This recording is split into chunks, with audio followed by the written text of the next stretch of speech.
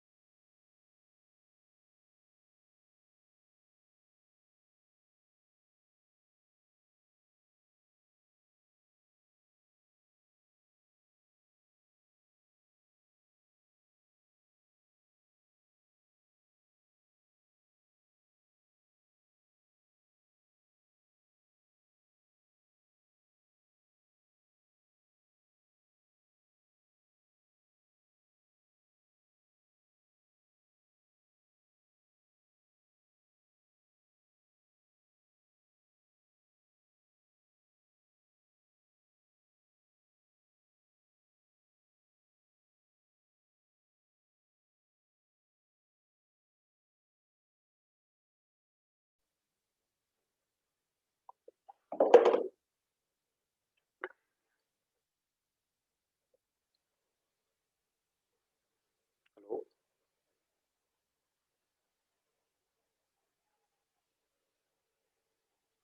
Hello.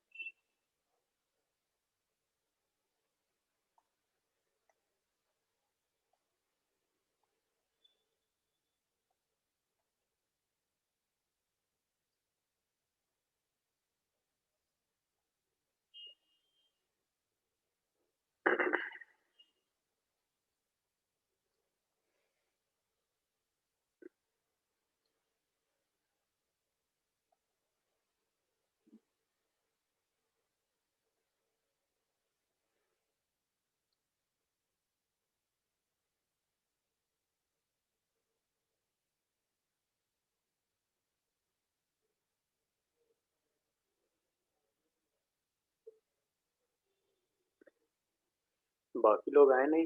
आ रहे हैं?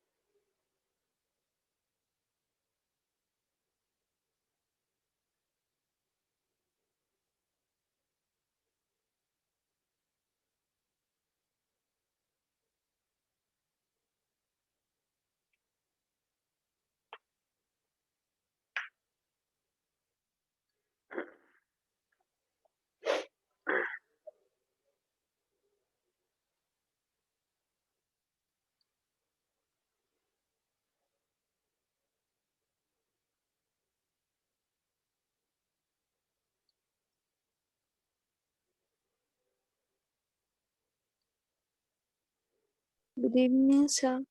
Good evening. और ये श्रेया और वो तंजिन आ रही हैं? सर आ रहे होंगे सर। ओके, स्टार्ट करें फिर या वेट करते हैं 2 मिनट? सर मैं बोल रही हूँ उनको। ओके।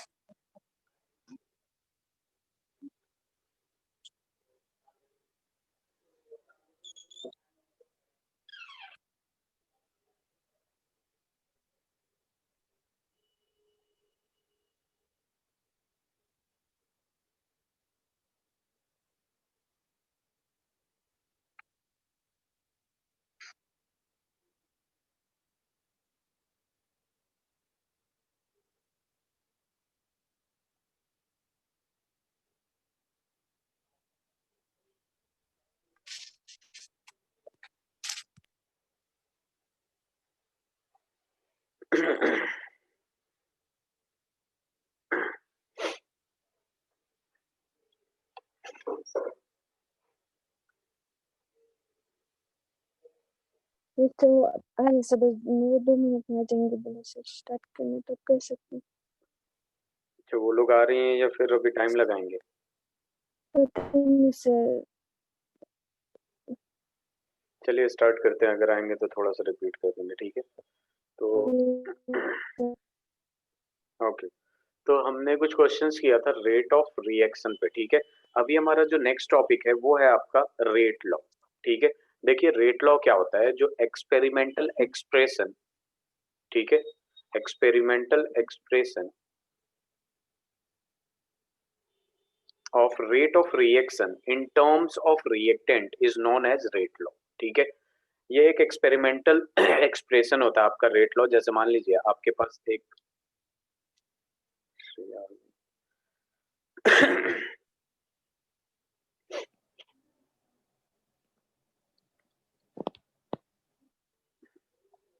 तेंजिन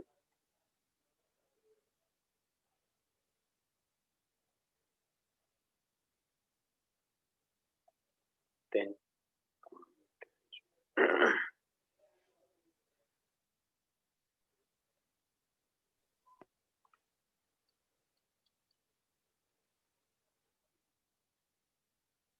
हेलो, सबको आवाज जा रही है मेरी? यस यस ओके, यहाँ देखिए हमारा जो था रेट ऑफ रिएक्शन तक हमने कंप्लीट कर लिया था। अब हमारा जो नेक्स्ट टॉपिक है वो है रेट लॉ। रेट लॉ क्या होता है बेसिकली, ये क्या होता है, एक्सपेरिमेंटल एक्सप्रेशन होता है of rate of reaction. Rate of reaction का एक्सपेरिमेंटल एक्सप्रेशन होता है, वो किसके टर्म में होता है, आपका रिएक्टेंट के टर्म में, ठीक है? तो the experimental expression of rate of reaction in terms of reactant is known as rate law, ठीक है? एज सपोज जैसे मान लीजिए आपके पास ए प्लस बी है ठीक है, और ये हमें दे रहा है सी सी प्लस डी डी, ठीक है? वैसे तो हमें सी सी प्लस डी डी की जरूरत ही नहीं है, ठीक है? क्योंकि ये जो रेट लॉ होता है वो किसके टर्म में होता है, वो होता है आपका इन टर्म्स ऑफ रिएक्टेंट। किसके टर्म में होता है, इन टर्म्स ऑफ रिएक्टेंट के, ठीक है? तो देखिए रेट लॉ क्या कहता है, ठीक है, कि जो रेट होता है वो आपका डायरेक्टली प्रोपोर्शनल होता है, ठीक है, टू द, एक मिनट, ठीक है, रेट जो होता है वो डायरेक्टली प्रोपोर्शनल होता है ए का concentration to the power x into B का concentration to the power Y. Clear है? तेंजिन आवाज नहीं आ रही है, कुछ बोलना चाह रही है क्या आप?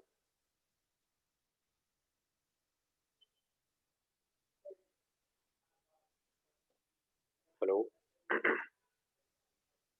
आवाज जा रही है मेरी?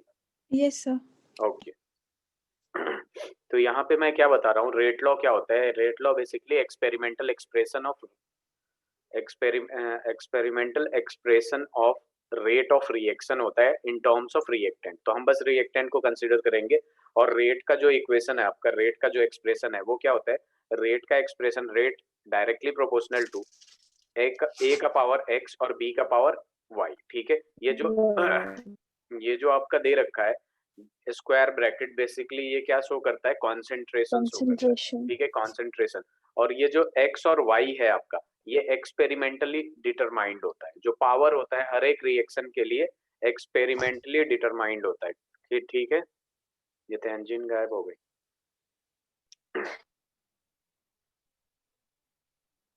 चलिए अब देखिए इस प्रोपोर्शनैलिटी साइन को हटाएंगे तो R इज इक्वल टू क्या आता है आपका, K इंटू ए का पावर x इंटू बी का पावर y होगा, ए का पावर x इंटू बी का पावर y होगा कि नहीं? ये जो चूंकि प्रोपोर्शनैलिटी साइन हटाते हैं तो ये आया है आपका k आया है, जिसको हम क्या कहते हैं, रेट कांस्टेंट कहते हैं। क्या कहते हैं? रेट कांस्टेंट कहते हैं। दोबारा मैं बता देता हूं आप लोगों के लिए, रेट लॉ क्या होता है, experimental expression of rate of reaction in terms of only reactant, ठीक है? यहाँ पे बस रिएक्टेंट के टर्म में हम बताते हैं। तो यहाँ पे एक्सपेरिमेंटल एक्सप्रेशन देखेंगे तो जो रेट होता है, ठीक है, वो directly proportional to the reactant के पावर समथिंग, ठीक है? तो यहाँ पे ए है तो इसका पावर एक्स ले लिया, वाई है इसका पावर क्या ले लिया, बी है उसका पावर वाई ले लिया, ठीक है? यहाँ तक क्लियर है?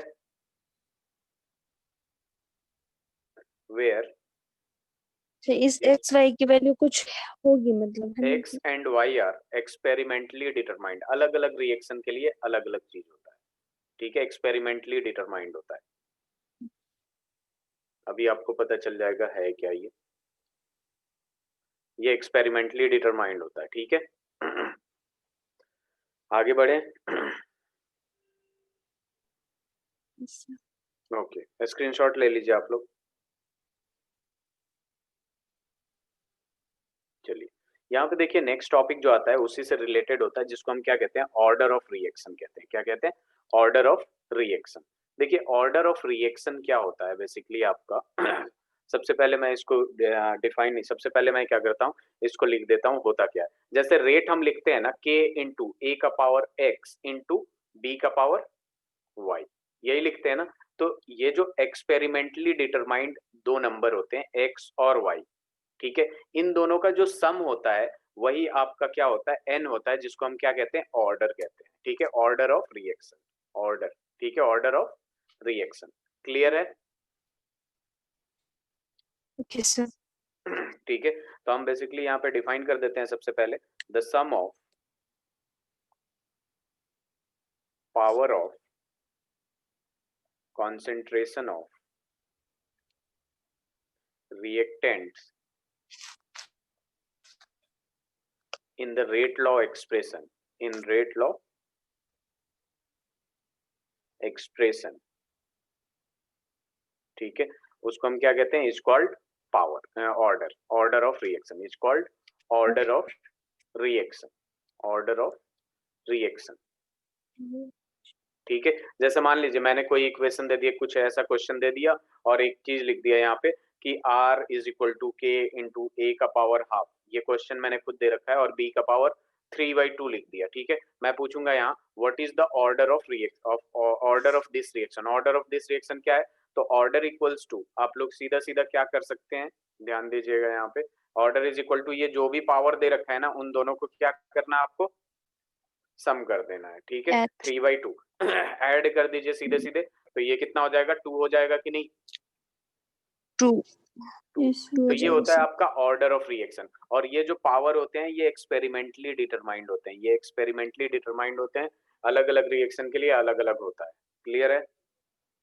ये क्वेश्चन में गिवन होगा ना सर, एक्स और वाई की हाँ, वैल्यू जैसे का? मैंने ये क्वेश्चन आपको दिया है और इसमें पूछूंगा कि ऑर्डर ऑफ रिएक्शन, तो इस टाइप का गिवन होगा, ठीक है। अभी हम आगे ओके पढ़ेंगे ना सर। तो बहुत सारे तरीके हो जाते हैं। आप लोग के ग्रुप में और कोई नहीं है ना, 4 ही लोग हैं ना? यस ओके, 4 हैं या 3 है? यस।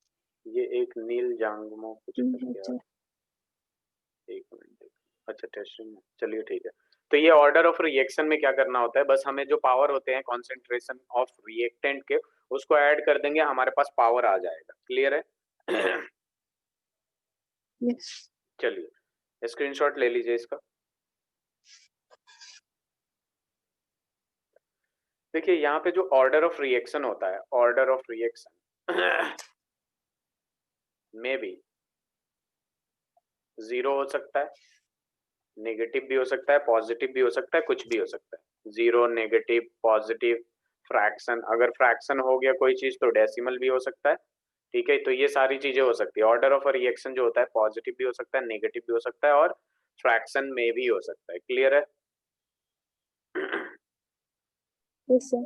बेसिकली हमें यहाँ जो पढ़ना होता है ऑर्डर ऑफ रिएक्शन में, वो हमें क्या क्या पढ़ना होता है वो उसको देखेंगे। 0 ऑर्डर पढ़ना होता है, ठीक है, फर्स्ट ऑर्डर पढ़ना होता है, बस फर्स्ट ऑर्डर और 0 ऑर्डर ही पढ़ना होता है हमें, ठीक है। तो यहाँ पे जो सबसे आसान तरीका क्वेश्चन जो पूछता है उसमें क्या पूछ देता है, find the unit of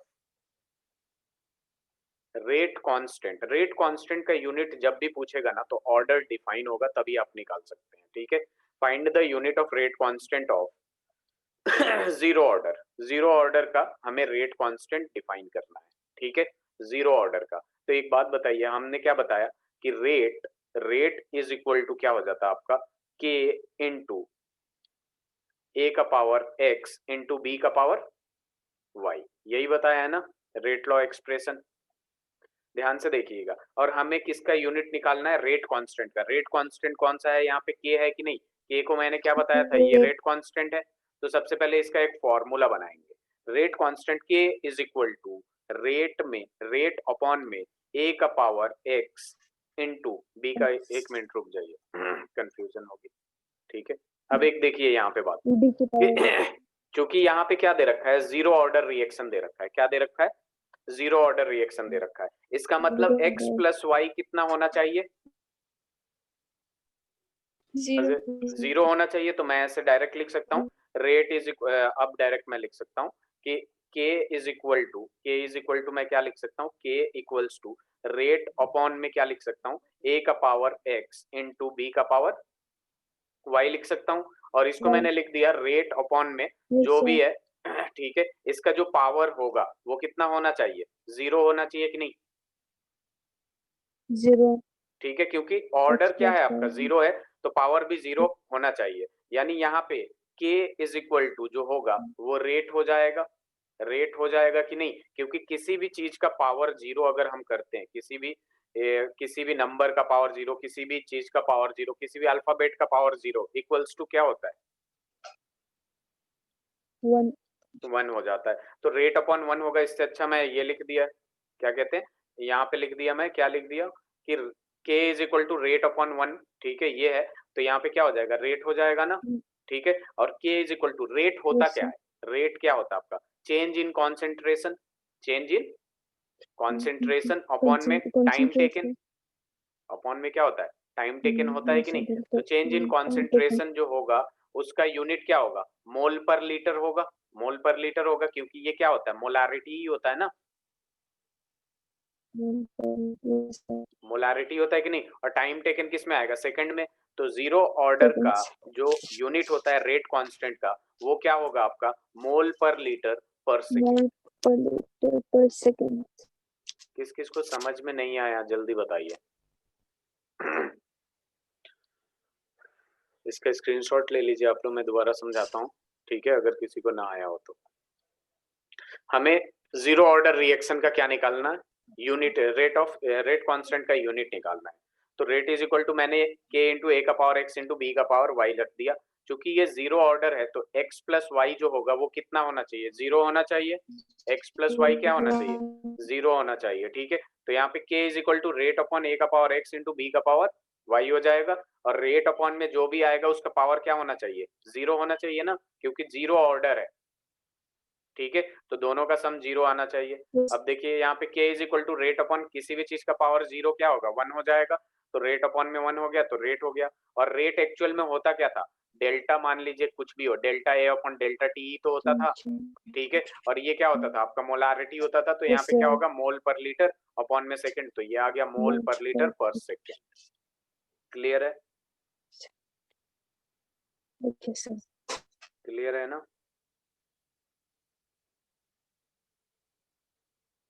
hello, yes sir, ठीक है। अब देखिए यहाँ पे क्या होता है, जैसे मान लीजिए अब मैं किसी क्वेश्चन में ऐसे लिख दूंगा कि k का वैल्यू जो है वो 2.5 इंटू 10⁻⁻² मोल पर लीटर पर सेकेंड है। तो हम इससे भी समझ जाते हैं, अगर इसका यूनिट हमें ध्यान में रहेगा कि ये जीरो ऑर्डर रिएक्शन का है, तो इससे पता चल जाता है कि जो रिएक्शन है वो कौन सा ऑर्डर है, जीरो ऑर्डर रिएक्शन है। जीरो ऑर्डर, हाँ, अगर ये यूनिट आपको ध्यान में है कि मोल पर लीटर पर सेकंड है, के का value unit constant, rate constant का वैल्यू इतना है, ठीक है, उसके यूनिट को देखते ही हम पहचान लेंगे कि ये जीरो ऑर्डर रिएक्शन है। क्लियर है, आगे बढ़ूं,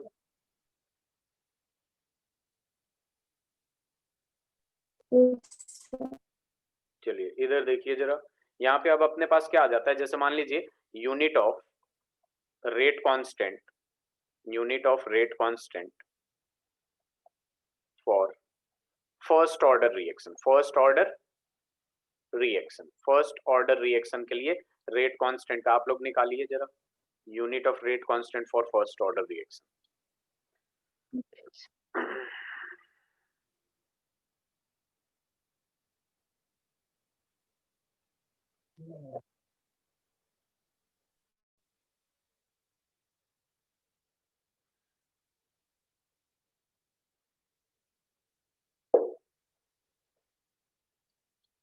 हो गया।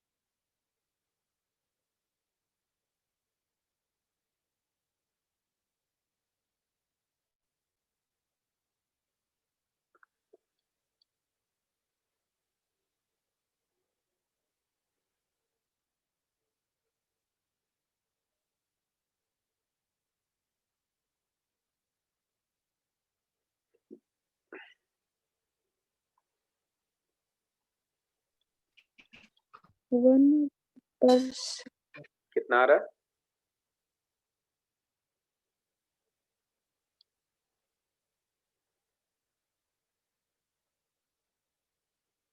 हेलो,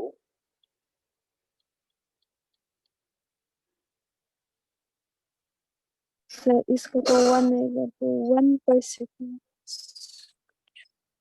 1 पर सेकेंड। सही जा रहे हैं आप। इधर देखिए, रेट इज इक्वल टू क्या हो जाएगा आपके पास, k इंटू ए का पावर x इंटू बी का पावर y होगा। ठीक है, इतना तो पता है। इन दोनों का सम कितना आना चाहिए अपने पास, फर्स्ट ऑर्डर है तो 1 आना चाहिए। तो मैं इसको लिख देता हूँ, रेट इंटू k का पावर समथिंग a का पावर 1 लिख लेता हूँ मैं फिलहाल। ठीक है, तो हमें k का निकालना है, तो k इज इक्वल टू क्या होगा, रेट अपॉन में a हो जाएगा, यही होगा ना, a का पावर 1। अब देखिए, रेट का यूनिट क्या होगा, मोलारिटी अपॉन में सेकंड, तो यहाँ पे क्या हो जाएगा, मोल पर लीटर पर सेकंड होगा। रेट का यूनिट तो यही होता है ना,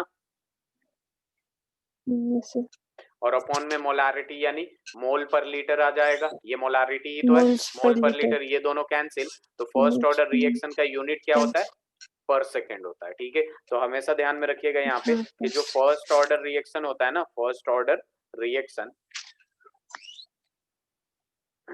does not depend upon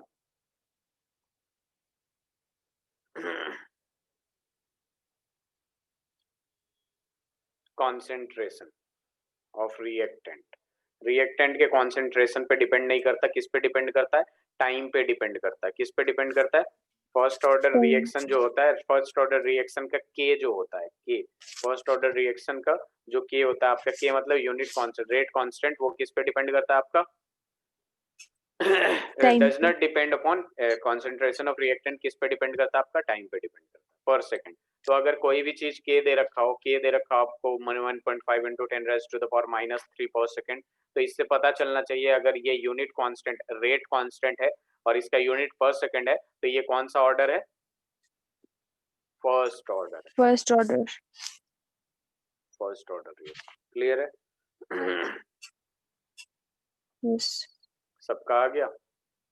Shreya, yes sir, आगे बढ़े। Yes sir. चलिए जरा एक लास्ट आप लो, ये यूनिट फॉर सेकंड ऑर्डर निकालिए, सेकंड ऑर्डर का रेट कांस्टेंट का, रेट कांस्टेंट यानी के का यूनिट निकाल।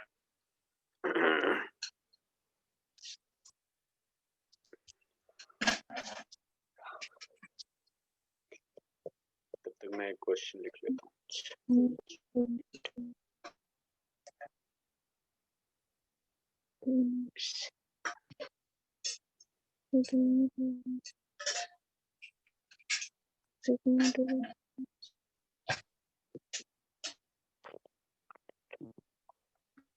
मोलारिटी मोल पर लीटर।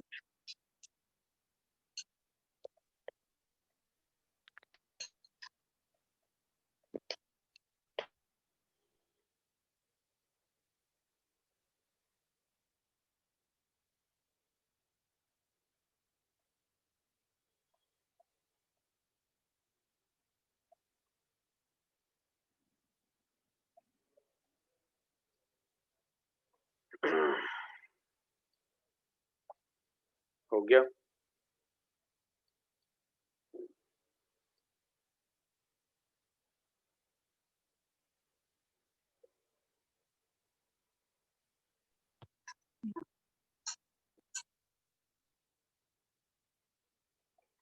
फर्स्ट सेकंड ऑर्डर का आ गया आप लोगों का?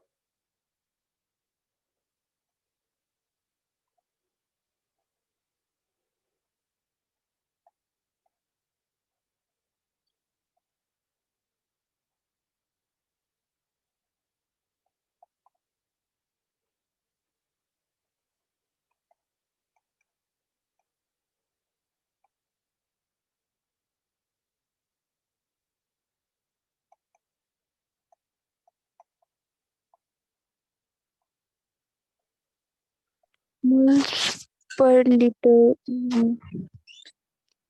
moles per liter upon second. एक मिनट रुक जाए।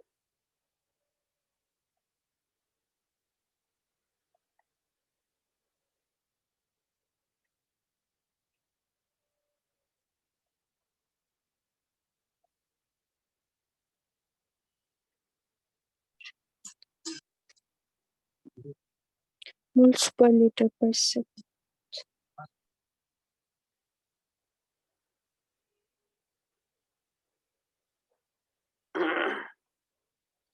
हाँ, तो यहाँ पे मैंने दिया था unit of rate of reaction किसका निकालना है? सेकंड ऑर्डर का निकालना है। आपका क्या आ रहा है? मोल पर लीटर पर second. Per second. Yes, sir. नहीं Sure. तो ये तो फर्स्ट ऑर्डर का भी यही आया था, मोल पर लीटर पर सेकंड। सॉरी, जीरो ऑर्डर का। यानी कुछ श्रेया आपका क्या आया? तेंजिन सर सेम ही है। सेम ही है, मतलब आपका आ रहा है मोल पर लीटर पर सेकंड, यही कह रहे हैं ना आप लोग? Yes sir. Yes sir. जरा देखते हैं कैसे आ गया इतना। देखिए यहाँ पे सबसे पहले मैं क्या लिखूंगा? Rate is equal to k into a का पावर एक्स इंटू बी का पावर वाई। ठीक है, अब इन दोनों का सम कितना होना चाहिए? 2 होना चाहिए ना। यानी k is equal to, direct ये यहीं पे रख रहा हूँ, इसको डिवाइड कर रहा हूँ इधर। तो रेट अपॉन में समथिंग का पावर क्या आ जाएगा? 2 आ जाएगा। ठीक है, और ये Yes, समथिंग sir. क्या है? मोलारिटी है, कॉन्सेंट्रेशन है। ठीक है, अब यहाँ पे हम क्या करेंगे? सीधे सीधे देखिए, यहाँ पे क्या कर रहे हैं हम? रेट इज इक्वल टू, हमारा क्या होता है? रेट का यूनिट क्या होता है? मोल पर लीटर Mole पर per सेकंड ही liter तो per है ना। second. Yes, sir. अपॉन में ए का मतलब क्या है? मोल पर लीटर। मोल Per पर लीटर ही second है per ना, और square. इसका क्या है? ये स्क्वायर Square है। है। जब इसका स्क्वायर है तो इसको थोड़ा सा मैथ सॉल्व करेंगे। मोल पर लीटर पर सेकंड अपॉन में क्या आएगा? मोल का स्क्वायर और लीटर का क्या हो जाएगा? स्क्वायर होगा कि नहीं? Yes, sir. ठीक है, अब जब ये पावर 2 है, ऊपर जाके ये जब ऊपर जाएगा तो नेगेटिव में आएगा। Yes, sir. नेगेटिव में जाएगा ना, तो ऊपर जैसे मान लीजिए a का पावर n अपॉन b का पावर a का पावर m है, तो ये क्या होता है? a का पावर n माइनस m होता है ना। Yes, sir. तो यहाँ पे क्या Yes, होगा? sir. मोल का पावर 1 माइनस 2 होगा, क्योंकि Yes, sir. नीचे है, ऊपर है 1 और नीचे क्या है? 2 है। पावर 2 है और यहाँ पे पावर क्या है? 1 है। ठीक है, वैसे ही लीटर में देखेंगे आप लोग, तो लीटर में क्या होता है? लीटर का पावर -1 है और ये ऑलरेडी माइनस है। क्या है? ऑलरेडी माइनस, ऊपर जाके क्या हो जाएगा? प्लस हो Plus. जाएगा। और ये पर सेकंड तो ऐसे ही है, तो यहाँ पे जब आप सॉल्व करेंगे तो मोल पर लीटर, सॉरी, पर मोल लीटर, पर मोल लीटर पर सेकंड आएगा। अब बताइए, पर मोल लीटर पर सेकंड आएगा कि नहीं? क्योंकि यहाँ से जब 1 माइनस 2 करेंगे तो -1 आएगा, और -1 प्लस 2 करेंगे तो लीटर का पावर 1 आएगा कि नहीं? Yes, sir. समझ में आया?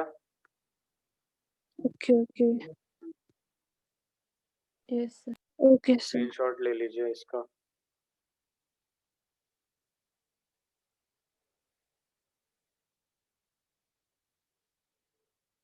आगे बढ़ाऊं?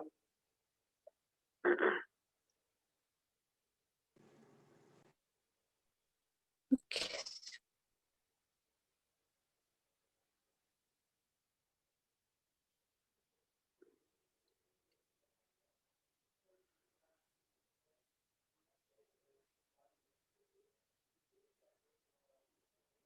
इसे क्लियर करूं?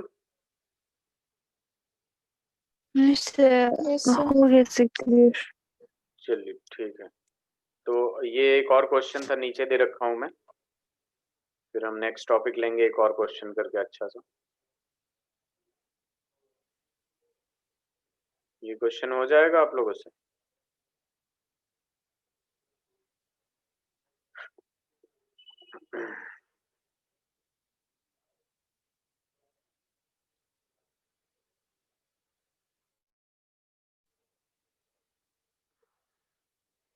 इसका ऑर्डर बताना है, बताइए जरा, पहला का और दूसरे का।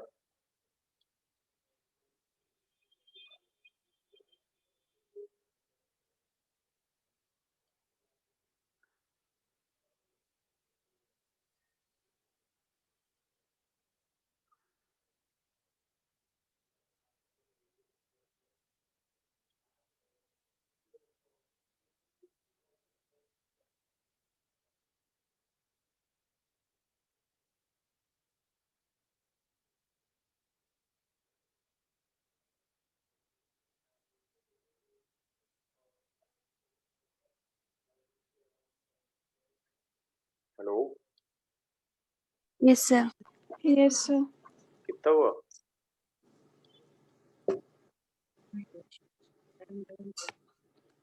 ऑर्डर ही निकालना है ना, तो order is equal Yes, to sir. क्या हो जाएगा आपका? 1/2 प्लस 3/4। ये कितना आ Plus 3 जाएगा by आपका? 4. 4 2 प्लस 3 5 by 5/4 हो 4. जाएगा। इसका ऑर्डर कितना आ जाएगा? ऑर्डर इक्वल्स टू क्या हो जाएगा आपका? 3/2 प्लस 1, यहाँ पे एलसीएम लेंगे 2 आ जाएगा। ये 3 प्लस 2 ये क्या हो जाएगा? 5/2 5/2. हो जाएगा कि नहीं? 5 by Yes, 2. sir. आसान है। Yes, sir. आसान है सर। चलिए एक और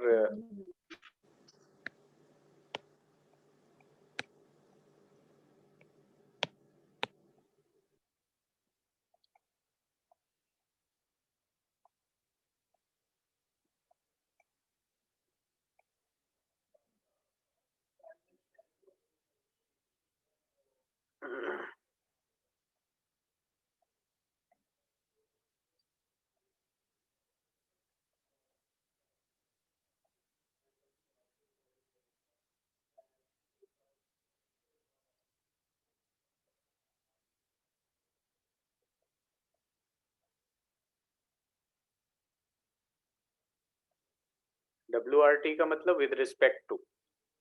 With respect.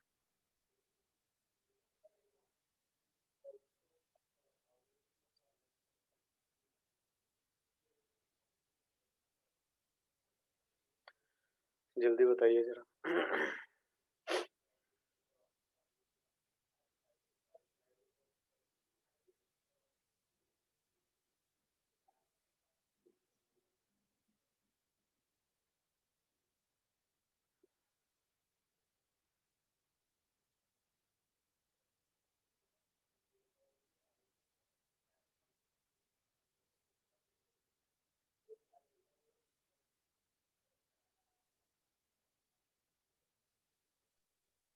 ए का तो 1 ही होगा ना सर। 1 ही होगा का क्या मतलब? कॉन्फिडेंस। हाँ, ए का 1 होगा। देखिए यहाँ पे होता क्या है, जैसे मान लीजिए मैंने लिखा है rate is equal to k into a का पावर एक्स इंटू बी का पावर वाई लिखा है, ठीक है। तो ये जो एक्स होता है ना, तो ये ऑर्डर Yes, sir. होता है, ठीक है, order of reaction with respect to a, Yes, ठीक sir. है। और ये वाई होता है order B. Of reaction with respect to b, With ठीक है। respect और to जब B. हमने लिखा था ना एक्स प्लस वाई, इन दोनों को सम किया था, तो इज इक्वल टू एन लिया था। ये जो एन जो होता है दोनों का सम करने के बाद, Yes, ये sir. ऑर्डर या फिर overall order of reaction, overall order of Order. Reaction, ठीक है। Order of तो इसके reaction. कोरेस्पॉन्डिंग इसका आंसर होगा 1। Yes, sir. इसका क्या हो जाएगा? 2 हो जाएगा। और इसका 1, क्या हो जाएगा? 2, क्लियर है? 3. Yes, sir. चलिए अब अच्छा सा एक क्वेश्चन करते हैं, ये वाला। जसरिन कुछ बोल रही हैं क्या? आवाज नहीं आ रही।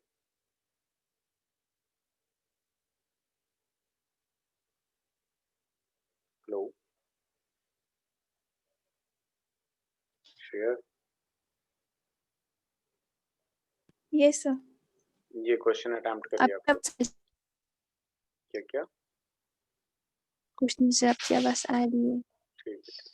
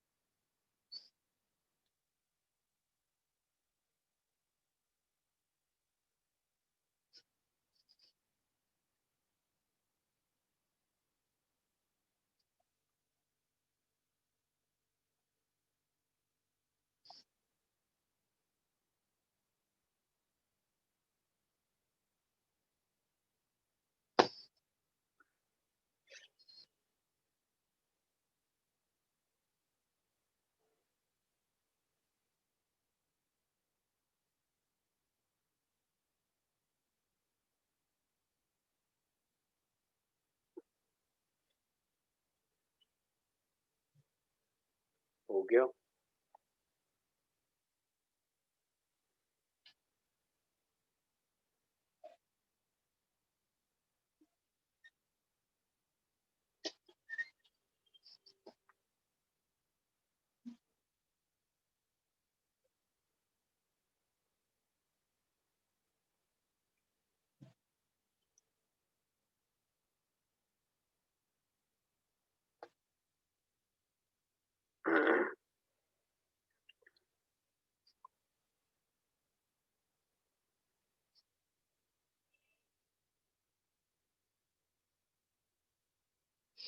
मैं बताऊं?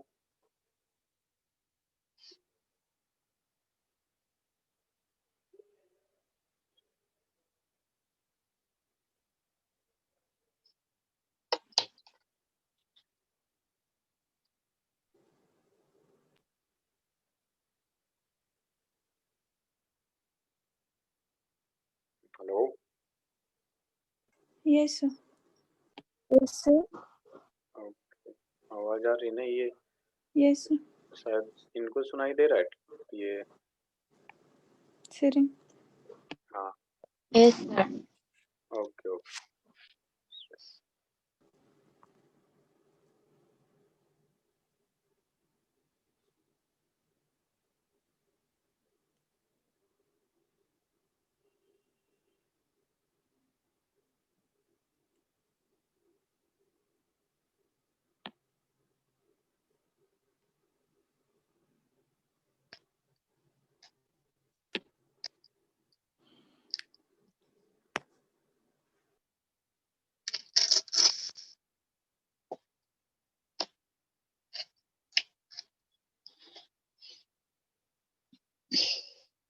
मैं बताऊं? Yes. चलिए इधर देखिए, इसमें क्या दे रखा है। A reaction is second order with respect to a reactant. How is the rate of reaction affected if the concentration of reactant is doubled? ठीक है, just suppose कि just suppose क्या इसमें second order reaction दे रखा है, यानी एक reaction है जो प्रोडक्ट में कन्वर्ट हो रहा है। ठीक है, तो इसको लिखना ही बेकार है। इधर देखिए, ठीक है, पहला वाला करते हैं हम लोग। रेट जो दे रखा है, rate is equal to k into a का पावर जो होगा वो क्या होगा, उसके ऑर्डर के बराबर होगा। तो ए का पावर क्या हो जाएगा, 2 हो जाएगा कि नहीं? 2. ठीक है, हमें पूछा है कि रेट कैसे अफेक्ट होगा। ठीक है, आर ले लेते हैं, यहाँ आर, यहाँ पे आर है और यहाँ आर डैश है। अब क्या कर रहा है कि जो कॉन्सेंट्रेशन है उसको डबल कर दे रहा है, डबल कर दिया। 2 हो गया. ठीक है, तो ये तो पावर 2 ही रहेगा ना, क्योंकि ये सेकंड ऑर्डर है। ठीक है, हमें ये बताना है Yes, कि आर डैश जो है वो कितना अफेक्ट हो रहा है। तो यहाँ पे देखिए, इसको मैंने ऐसा लिख सकता हूँ, are is equal to k into a का पावर 2, और यहाँ पे ऐसा लिख सकता हूँ मैं, r dash is equal to 4a का पावर 2, ऐसे लिख सकता हूँ ना। और फिर इसको ऐसे भी लिख सकता हूँ, 4 को बाहर ले लेता हूँ, a का पावर स्क्वायर कर सकता हूँ ना। yes, sir. अब देखिए 1/2 कर देता हूँ, क्या करता हूँ मैं, 1/2 कर देता हूँ। 1/2 करूंगा तो r upon r dash left hand side में, और राइट हैंड साइड, अरे यहाँ पे तो k रहेगा ही रहेगा ना, 4k तो रहेगा ही रहेगा ना, ये छूट गया था। तो ये क्या हो जाएगा, r के ऊपर वाला क्या है, r के सामने वाला k इंटू ए का पावर 2, और यहाँ क्या हो जाएगा आपके पास 4k इंटू ए का पावर 2 हो जाएगा। अब यहाँ पे हम क्या करेंगे, इसको ये दोनों ये और ये कैंसिल हो जाएगा। अब यहाँ पे क्या बचा अपने पास, r upon r dash is equal to 1/4 बचेगा। इसको उठा के हम सीधे इधर लिख सकते हैं, तो इसको क्रॉस मल्टीप्लाई कर देंगे, तो 4r इज इक्वल टू क्या हो जाएगा, r डैश, यानी जो नया रेट ऑफ कांस्टेंट होगा, जो नया रेट होगा वो पुराने वाले से 4 टाइम्स ज्यादा होगा। समझ में आया?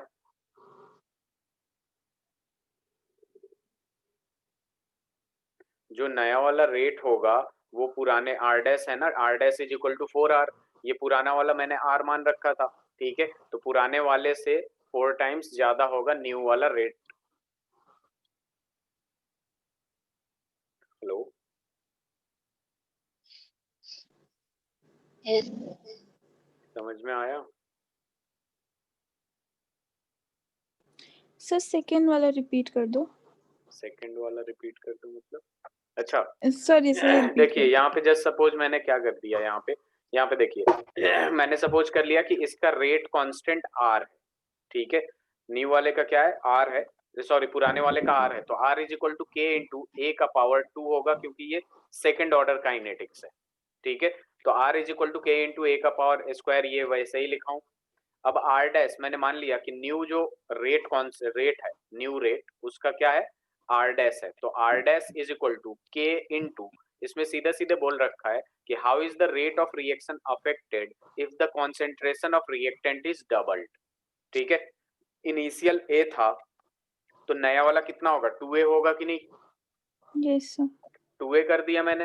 अब जो पावर होगा, पावर तो आपका कितना होगा, 2 ही होगा ना पावर, क्योंकि इसमें सेकंड ऑर्डर काइनेटिक्स है, यस तो सर पावर हमने 2 ही रखा है। अब थोड़ा सा इसे सॉल्व कर लिया, r dash is equal to k into इसको स्क्वायर करूंगा तो 4 कितना होगा, 4a और 4, अरे एक मिनट, ये मैथ्स का थोड़ा सा मिस्टेक ये कर सकते हैं, इसको बाहर ही ले लेता हूं मैं, वो बाकी सब सही है, गलत कुछ नहीं है, ठीक है। के इंटू ये देखिए इसका स्क्वायर करके मैं बाहर ले सकता हूँ ना, बाहर यस ले सर लिया मैंने, यस सर और नीचे क्या बचेगा, अंदर ए स्क्वायर ही बचेगा, तो वही चीज लिखा हूं मैं, और दोनों को डिवाइड कर दिया हूं ताकि एक रिलेशन मिल जाए नए वाले रेट में और पुराने वाले रेट में। तो यहाँ पे r upon okay r sir dash होगा और कैंसिल कर दिया, तो यहाँ क्या बचा, r upon r dash is equal to 1/4, cross multiply किया, आर डैश जो न्यू वाला रेट होगा वो पुराने वाले के 4 टाइम्स होगा। क्लियर है? Yes sir yes sir screenshot लेके दूसरा वाला अटेम्प्ट करिए, फिर पता चलेगा कितना क्लियर है, जब ट्रिपल किया जा रहा है तो।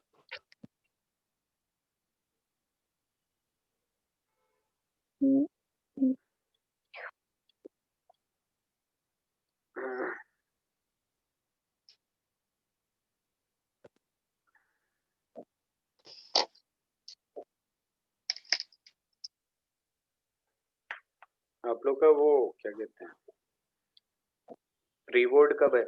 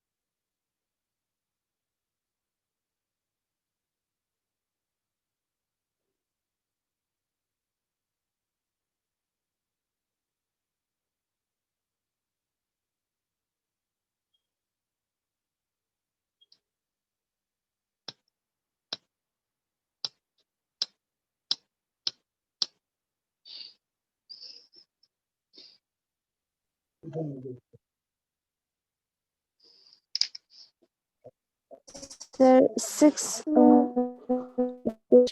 डैश ट्रिपल्ड का कितना आ रहा है, 9 और रिड्यूस्ड का?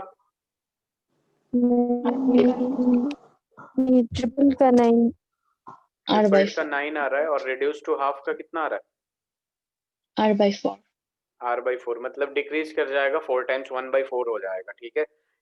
इनिशियल जो इसका देखेंगे तो न्यू वाला आर डैश जो होगा वो होगा r/4, और ये कितना हो जाएगा, r dash is equal to 9r हो जाएगा, ठीक है। क्लियर है? यस सर आगे बढ़े। यस सर चलिए यहाँ टॉपिक डालते हैं मोलेक्युलरिटी। मोलेक्युलरिटी, ठीक है। देखिए मोलेक्युलरिटी क्या होता है, बेसिकली मोलेक्युलरिटी कितने रिएक्टिंग स्पीसीज हैं उतने मोलिक्यूलरिटी होता है। लाइक अभी ध्यान दीजिएगा, अगर मैं लिखूं यहाँ पे H2 + I2 will give 2HI, ठीक है। तो यहाँ पे देखिए, यहाँ पे 1 मॉलिक्यूल H2 का है, यहाँ पे I2 का कितना मॉलिक्यूल है, 1 मॉलिक्यूल है, तो इसका जो मोलिक्यूलरिटी होगा वो होगा आपके पास 2। कितना होगा? 2 होगा। ठीक है, अगर इनकेस यही रिएक्शन को मैं लिखता half H2 plus half I2, ठीक है, ये हमें दे रहा है HI। ठीक है, तो यहाँ पे जो मॉलिक्यूलरिटी होगा, H2 का कितना मॉलिक्यूल इन्वॉल्व है? हाफ। I2 का कितना मॉलिक्यूल इन्वॉल्व है? हाफ। तो इसका जो मॉलिक्यूलरिटी होता है वो कितना होता है आपका? 1 कितना? 1 1। तो जितने मॉलिक्यूल रिएक्टिंग, मतलब बेसिकली जितने रिएक्टिंग स्पीसीज होते हैं इन अ रिएक्शन, उसको हम क्या कहते हैं? मॉलिक्यूलरिटी कहते हैं। क्या कहते हैं? मॉलिक्यूलरिटी। मॉलिक्यूलरिटी हमेशा एलिमेंट्री रिएक्शन के लिए डिफाइन होता है। ठीक है, कॉम्प्लेक्स रिएक्शन के लिए वो मीनिंगलेस होता है। बात समझ में आया क्या कह रहा हूं? हेलो, yes sir चलिए मैं ये सारी चीजें लिख देता हूं ताकि काम आएगा। लिखिए। अरे पूरा क्लियर कर दिया। मॉलिक्यूलरिटी, मॉलिक्यूलरिटी जो होता है आपका,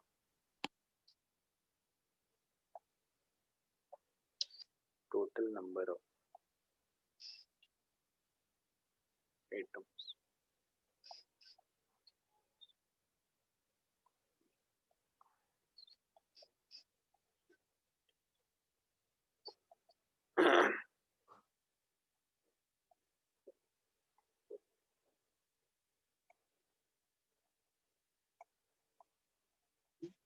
participating in a chemical reaction in an elementary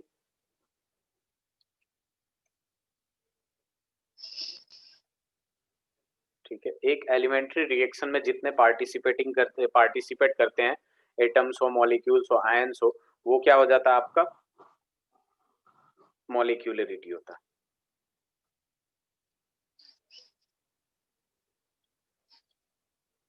ठीक है, ये पहला पॉइंट था मॉलिक्यूलरिटी का। बात समझ में आया? मॉलिक्यूलरिटी क्या होता है?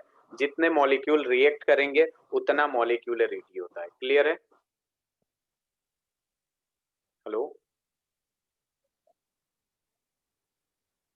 yes sir ये समझ में आया जो बोला मैं? sir. इसका दूसरा पॉइंट लिख देते हैं, इट इज थ्योरेटिकल क्वांटिटी। ठीक है, प्रैक्टिकल नहीं होता है, ये थ्योरेटिकल क्वांटिटी होता है। ठीक है, तीसरा कि फॉर एन एलिमेंट्री रिएक्शन,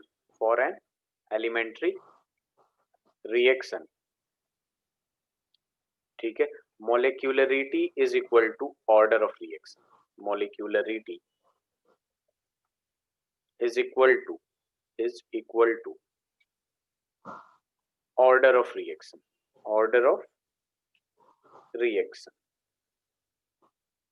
इन तीनों पॉइंट को सही से पढ़िए।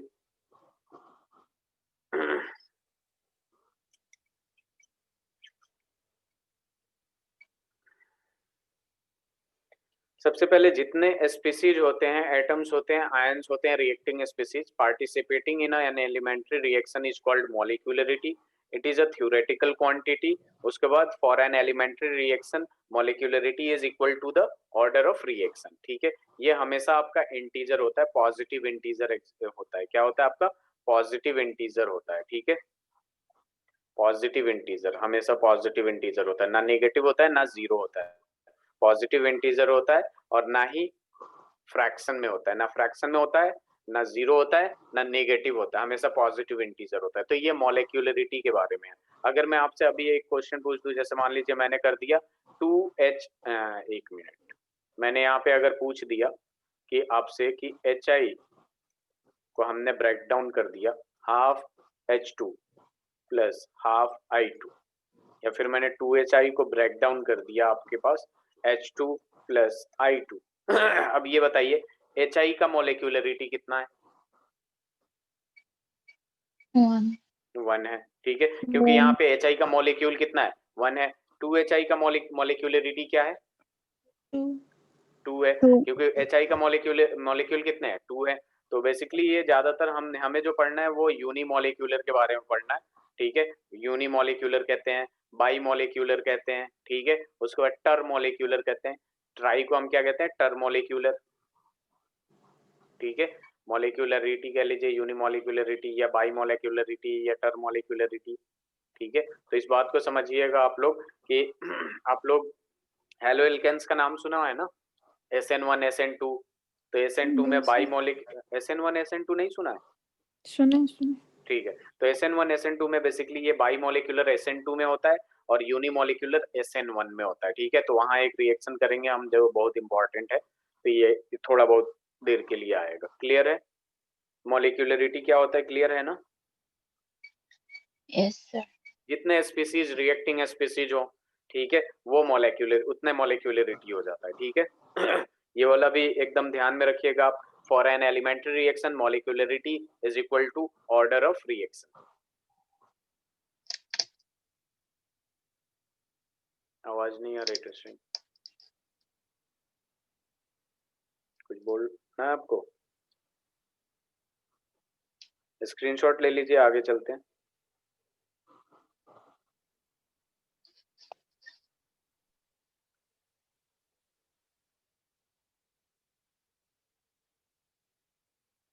आगे बढ़े। Yes, sir. चलिए नेक्स्ट टॉपिक डालिए, सूडो फर्स्ट ऑर्डर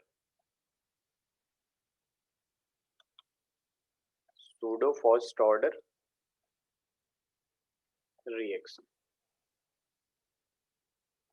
देखिए सूडो फर्स्ट ऑर्डर रिएक्शन में क्या होता है, जैसे कि मैंने आप लोगों से बताया कि इन एन एलिमेंट्री रिएक्शन, ठीक है, मॉलिक्यूलरिटी जो होती है वो किसके बराबर होती है? एलिमेंट्री रिएक्शन में मॉलिक्यूलरिटी किसके बराबर होती है? ऑर्डर ऑफ रिएक्शन के बराबर होती है। लेकिन यहाँ पे क्या होता है कि स्यूडो फर्स्ट ऑर्डर रिएक्शन में इसका सबसे पहले डेफिनेशन देखते हैं। इन अ केमिकल रिएक्शन,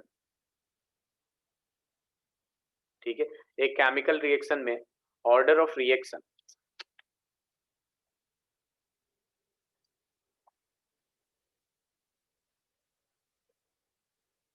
ठीक है, in a chemical reaction in which value of order of reaction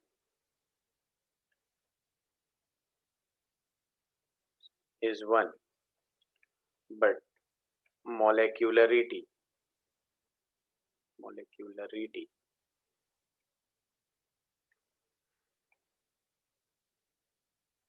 इसमें क्या हो जाता है कि value of order of reaction तो 1 होता है but molecularity is greater than on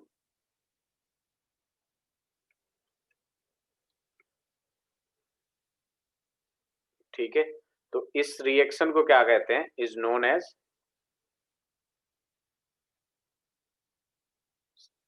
as pseudo first order reaction. ठीक है, is known as pseudo first order reaction. ठीक है, तो इस बात को ध्यान में रखिएगा, जिस रिएक्शन में आपका value of order of reaction तो 1 है लेकिन मॉलिक्यूलरिटी इससे ज्यादा होगा, तो उसको हम क्या कहते हैं? Pseudo first order reaction. Clear है? हेलो? Yes, sir. जैसे as for example C12H22O11 plus में H2O अगर ऐड करते हैं हम इसमें H2O, ठीक है, ये पता है ये क्या है? शुगर है, शुगर में वाटर ऐड करेंगे in the presence of H plus, तो यहाँ पे क्या देगा आपको? CH3 C डबल, ये क्या देगा? CH3 नहीं देगा। अगर वाटर, ये क्या है? ये किसका केमिकल फॉर्मूला है?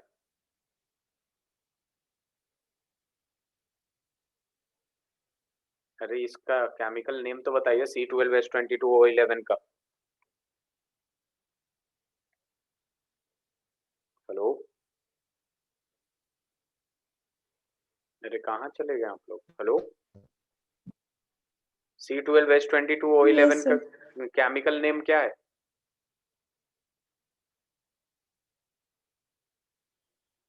Shreya? Yes, sir. Sucrose. Sucrose.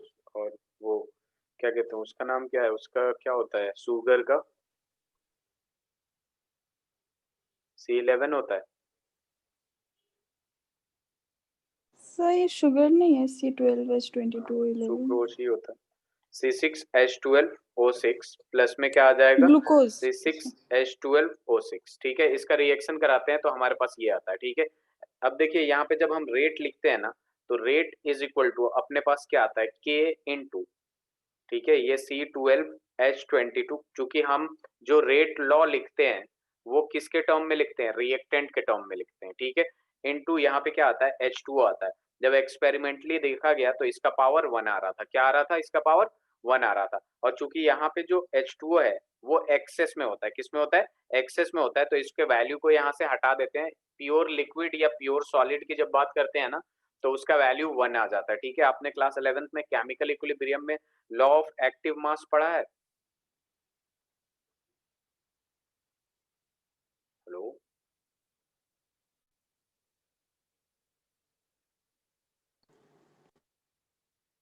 आवाज नहीं आई Shreya. Yes sir. Law of active mass पढ़ा आप लोगों ने क्लास 11th में? याद है कुछ? वहां भी याद रेट नहीं। लिखते थे K इंटू ए का पावर ए। वहां पे देखिए, मैं थोड़ा सा याद दिलाता हूँ आप लोगों को। वहां पे सपोज ए इंटू ए प्लस बी बी, ठीक है, ये सी सी प्लस डी डी होता था। ठीक है, इसमें अगर मान लीजिए रेट लिखना है तो हम क्या करते थे, K इंटू जो भी है C का पावर C, D का पावर D अपॉन में A का पावर A और B का पावर B हो जाता था। ठीक है, तो बेसिकली वहां पे क्या होता था कि जो स्टोइकियोमेट्रिक कोएफिशिएंट है वही यस आपके सर। पावर में आता था। ठीक है, लेकिन यहाँ पे क्या होता है, वो पावर एक्सपेरिमेंटली डिटरमाइन होता है। ठीक है, तो वही मैं सिखा रहा हूँ आप लोगों को यहाँ पे कि यहाँ पे क्या होता है कि यहाँ पे जब सॉलिड या प्योर लिक्विड में आता है ना, तो इसका वैल्यू 1 हो जाता है, जिसकी वजह से रेट इज इक्वल टू क्या हो जाएगा आपका K इंटू C12H22O11 का पावर क्या होगा, 1 होगा। अगर पावर 1 हो गया, इसके वजह से इसका जो ऑर्डर होगा, ऑर्डर जो होगा वो कितना हो जाएगा, ऑर्डर इक्वल्स टू 1 हो जाएगा। क्लियर है? अगर ऑर्डर 1 हो गया, लेकिन यहाँ पे अगर आप देखेंगे कि मोलिक्यूलरिटी कितना है, तो C12H22O11 का जो मोलिक्यूलरिटी है, ये एक मॉलिक्यूल है और H2O एक मॉलिक्यूल है, तो टोटल यहाँ पे मोलिक्यूलरिटी कितना हुआ, 2 हो गया कि नहीं? तो इस टाइप के रिएक्शंस को हम क्या कहते हैं, सूडो फर्स्ट ऑर्डर रिएक्शन कहते हैं, जिसमें आपके ऑर्डर ऑफ रिएक्शन 1 हो और जो मॉलिक्यूलरिटी हो वो greater than order of reaction हो, यानी ग्रेटर देन 1। अगर यहाँ पे 1 था तो इससे ग्रेटर ही होना चाहिए। क्लियर है? Yes sir. इसका एक दूसरा एग्जांपल लिख लेते हैं हम लोग। ठीक है, जैसे एज फॉर एग्जांपल ये कौन सा फंक्शनल ग्रुप है, इसमें CH3C2H5। अगर इसमें एसिड डालते हैं हम तो हमारे पास क्या दे देता है, CH3COOH दे देता है प्लस C2H5OH दे देता है।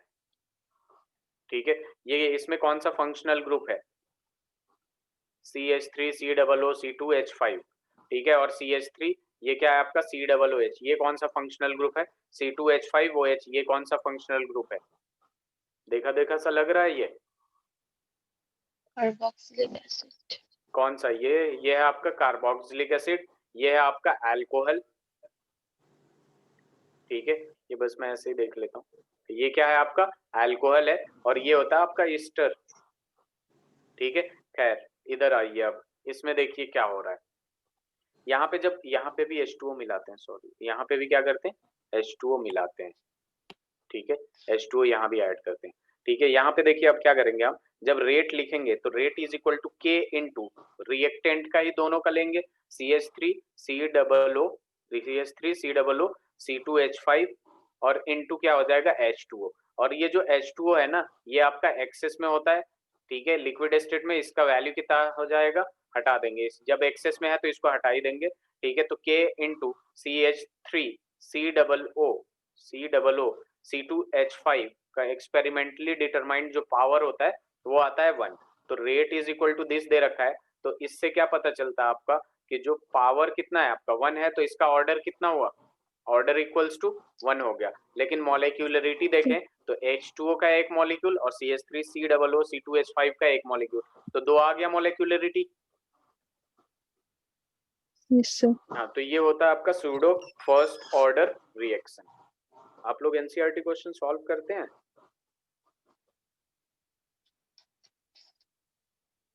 Yes sir. Very good.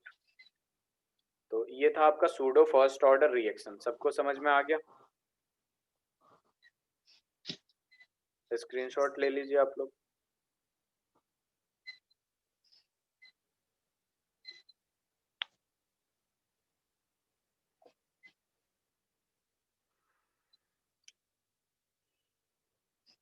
हो गया?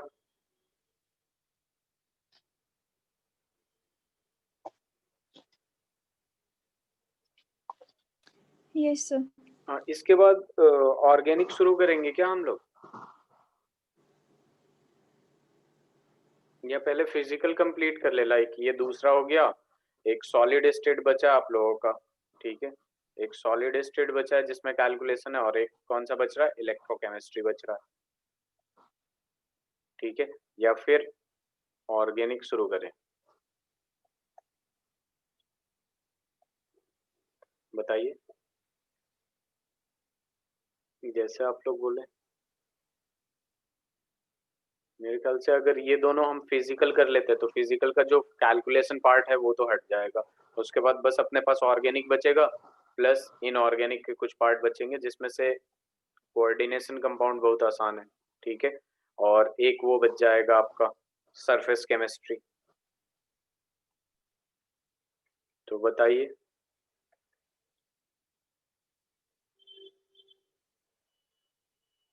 हेलो। Yes, sir. मैं जो सोच रहा था, ऐसा सोच रहा था कि इसके बाद हम लोग, आप लोग बताइएगा आप लोगों को क्या करना है, ठीक है। इसके बाद सॉलिड स्टेट है, इलेक्ट्रोकेमिस्ट्री है, और उसके बाद एक इनऑर्गेनिक का जो कोऑर्डिनेशन कंपाउंड है, बहुत ही आसान चैप्टर है, ठीक है। ये तीनों करके, ठीक है, इस मंथ में, और फिर आगे सीधे ऑर्गेनिक शुरू कर देंगे। मतलब ये ज्यादा टाइम तो नहीं लगेगा इसमें। फिर ऑर्गेनिक या फिर डायरेक्ट ऑर्गेनिक शुरू करें, बताइए जल्दी।